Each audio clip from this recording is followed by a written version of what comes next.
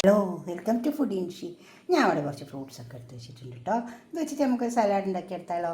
ഇത് മാങ്ങ ഉണ്ട്, പൈനാപ്പിൾ ഉണ്ട്, പേരുണ്ട്, അതുപോലെ മുന്തിരി ഉണ്ട്, കുറച്ച് പുതിന ഉണ്ട്. കണ്ടോ, ഇതൊക്കെ ഒന്നും കൂടെ ഒന്ന് ചെറുതാക്കി അരിഞ്ഞെടുക്കാനുണ്ട്. നമുക്കിതൊക്കെ ഒന്ന് അരിഞ്ഞെടുക്കാം. കുറച്ച് ഓയിൽ അടുപ്പത്ത് വെച്ചിട്ടുണ്ട്, അത് ചൂടായിട്ടുണ്ട്. അതിലേക്ക് നമുക്ക് കുറച്ച് ചില്ലി ഫ്ലെക്സ് ഇട്ട് കൊടുക്കാം. ഇത് നമ്മളെ ഫ്രൂട്ട്സിലേക്ക് ഇട്ട് കൊടുക്കാൻ വേണ്ടിയിട്ടാണ്. അത് മൂത്ത് വന്നോട്ടെ.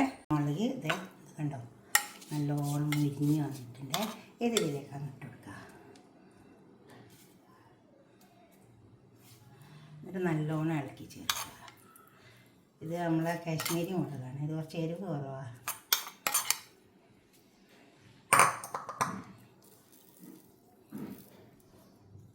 ഇതൊക്കെ ഇങ്ങനെ ചേർത്തെടുക്കുക.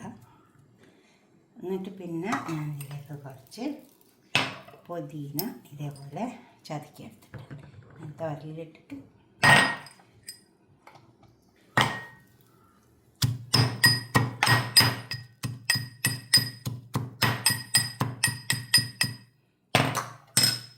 ഇത് ഇതിലങ്ങിട്ട് കൊടുത്താൽ മതി, നല്ല ടേസ്റ്റ് ഉണ്ടാവും. കണ്ടോ, അതൊക്കെ ഇങ്ങനെ ചേർത്തെടുക്കണം. അതിൻ്റെ മേലൊക്കെ ഇട്ടിട്ട് നന്നായി ചേർത്തെടുത്താൽ മതി. അപ്പോൾ കഴിക്കാൻ നല്ല ടേസ്റ്റും ഉണ്ടാവും. കണ്ടോ, കുറച്ച് എരിവും കുറച്ച് ഈ പുതിനൻ്റെ ടേസ്റ്റും എല്ലാം പാടെ. കുറച്ച് തേങ്ങ കൂടെ വെച്ച് കൊടുക്കാം. കുറേശ്ശെ വെച്ച് കൊടുത്താൽ മതിയേ.